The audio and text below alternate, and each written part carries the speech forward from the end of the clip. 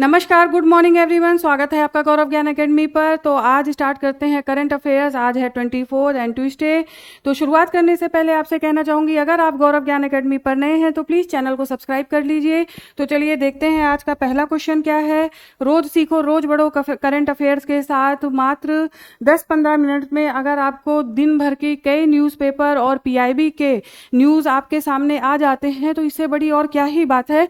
तो चलिए स्टार्ट करते हैं आज का पहला क्वेश्चन। देखते हैं हाल ही में असिस्टेड डाइंग बिल किस देश के द्वारा पारित किया गया। तो यहाँ पर राइट आंसर होगा आपका यूनाइटेड किंगडम। देखिए यूनाइटेड किंगडम के हाउस ऑफ कॉमन्स के द्वारा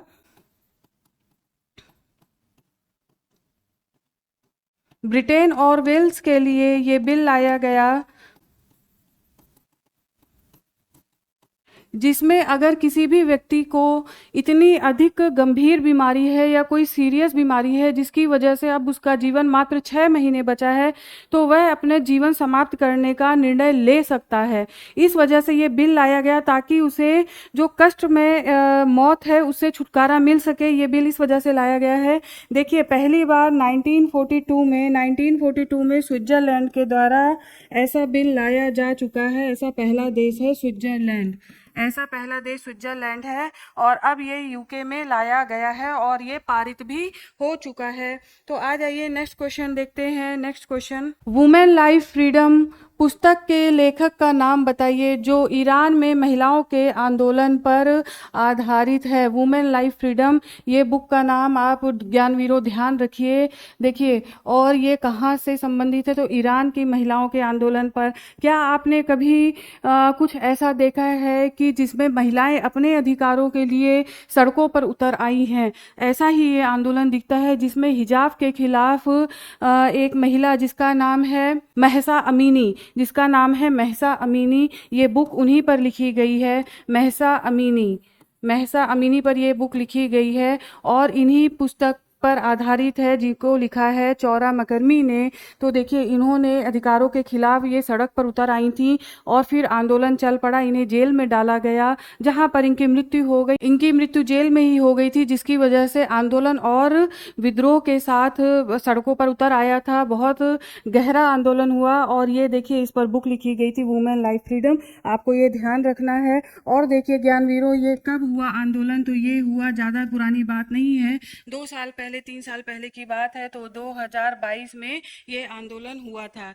आ जाइए नेक्स्ट क्वेश्चन देखते हैं क्या है। वित्त मंत्रालय द्वारा 2024-25 के डिजिटल भुगतान पुरस्कार से किस बैंक को सम्मानित किया गया है? तो ये सम्मानित किया गया है इंडिया पोस्ट पेमेंट बैंक।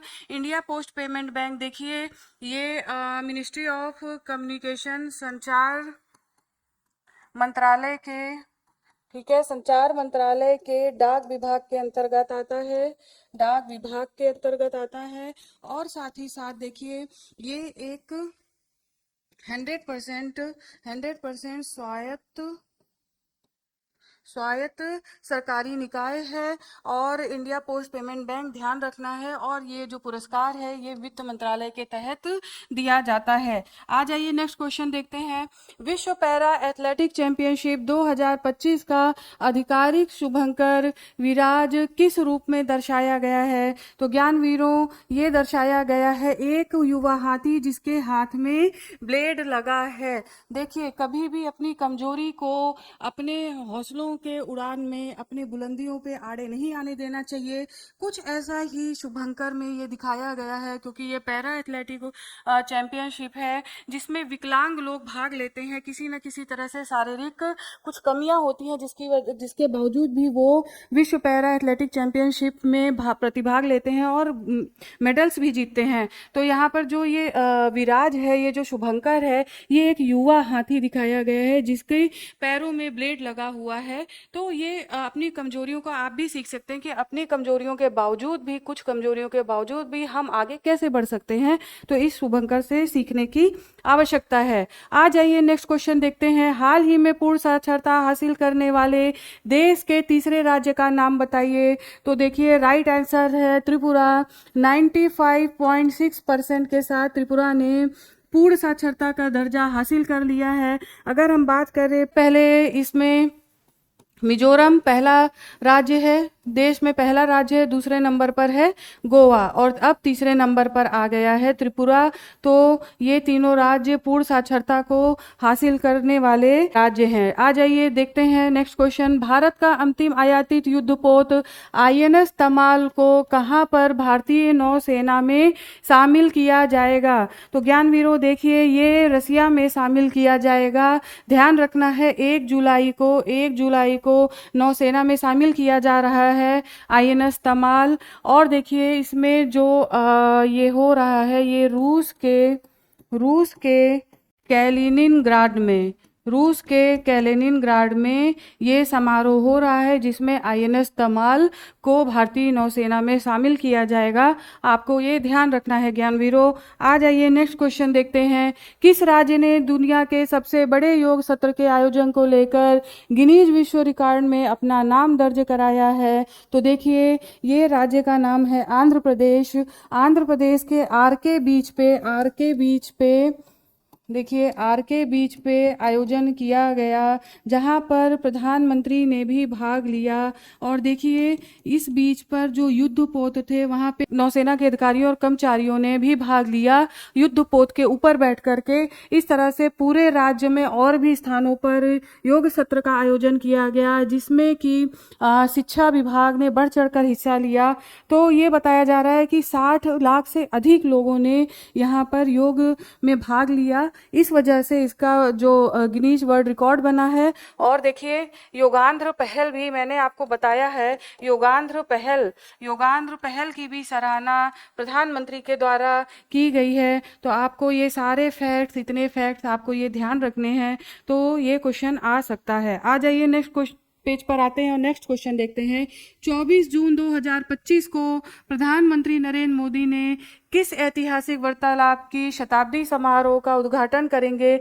तो ये देखिए राइट आंसर होगा महात्मा गांधी और श्री नारायण गुरु के बीच संवाद। हालांकि ये जो संवाद हुआ था ये 12 मार्च 1925 को हुआ था, जिस समय महात्मा गांधी अपनी यात्रा के दौरान शिवगिरी मठ में मिले थे, नारायण गुरु से शिवगिरी मठ में मिले थे। और यहीं पे वाइकोम सत्याग्रह को लेकर के वार्ता हुई थी। देखिए वाइकोम सत्याग्रह जो है वो जातिवाद के विरुद्ध, दलित के पुनरुत्थान, आप जानते होंगे। और दक्षिण भारत के काफ़ी बड़े सुधारक माने जाते हैं नारायण गुरु, जिन्होंने आंदोलन चलाया था। तो ये आंदोलन काफ़ी फेमस था। आज 100 वर्ष की शताब्दी के अवसर पर प्रधानमंत्री के द्वारा समारोह का उद्घाटन किया जाएगा। आ जाइए ज्ञानवीरों नेक्स्ट क्वेश्चन देखते हैं। 24 जून 2025 को मध्य क्षेत्रीय परिषद की 25वीं बैठक का आयोजन कहां पर किया जाएगा? तो ये आयोजन किया जाएगा वाराणसी में। देखिए ये जो परिषद है ये मध्य क्षेत्रीय परिषद है। आपको इसके बारे में और जानना चाहिए। राज्य पुनर्गठन आयोग 1956 1956 में पांच क्षेत्रीय परिषदों का गठन किया गया, जिसमें कि परिषदों का गठन किया गया। और देखिए इसमें जो केंद्रीय गृह मंत्री होते हैं वो अध्यक्ष होते हैं, केंद्रीय गृह मंत्री इसके अध्यक्ष होते हैं। तो अमित शाह जी इसकी अध्यक्षता करेंगे। ठीक है, अमित शाह के द्वारा अध्यक्षता की जाएगी और आज इनके द्वारा यहाँ पे भाग लिया जाएगा, ये ध्यान रखना है। इसके साथ ही साथ देखिए इसमें जो अन्य सदस्य होते हैं उसके बारे में भी आपको जानना चाहिए। तो राज्य या केंद्र शासित प्रदेश से सदस्य चुने जाते हैं, जिसमें कि आपके होते हैं एक तो सीएम यानी कि मुख्यमंत्री, प्रशासक, केंद्र शासित प्रदेशों से संबंधित जो होते हैं। तो इस तरह से सदस्यों का चुनाव किया जाता है। राज्य पुनर्गठन आयोग ध्यान रखना है। देखिए इनकी क्या भूमिका होती है। प्रधानमंत्री के द्वारा हाल ही में कहा गया कि प्रतिस्पर्धी संघवाद को क्षेत्रीय परिषद के द्वारा बढ़ावा मिलता है और बहुत सारी चीज़ें हैं जो नई भूमिका अभी उभर कर आई है। देखिए इसमें क्या है कि महिलाओं और बच्चों के अधिकारों की बात भी इन क्षेत्रीय परिषदों में की जाती है। खास तौर पे जो फास्ट ट्रैक का गठन हुआ और कई सारे मुद्दे सुलझाए गए, उसमें भी बढ़ चढ़ के क्षेत्रीय परिषदों ने उन्होंने भाग लिया था। तो ये नई चीज़ें हैं। आ जाइए नेक्स्ट पेज पर देखते हैं क्या है।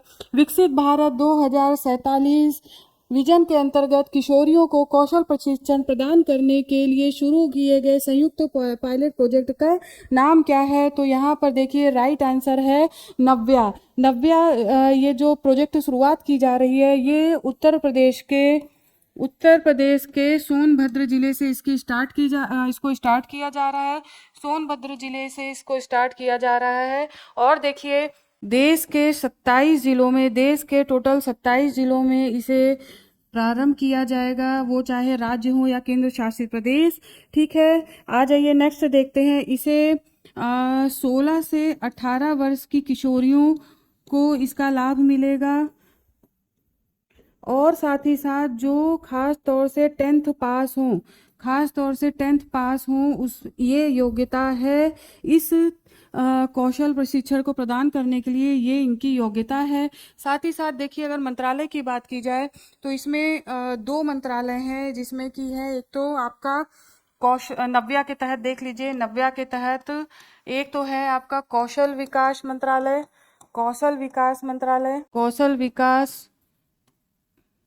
उद्यमिता मंत्रालय, साथ ही साथ महिला एवं बाल विकास मंत्रालय। ठीक है, महिला एवं बाल विकास मंत्रालय।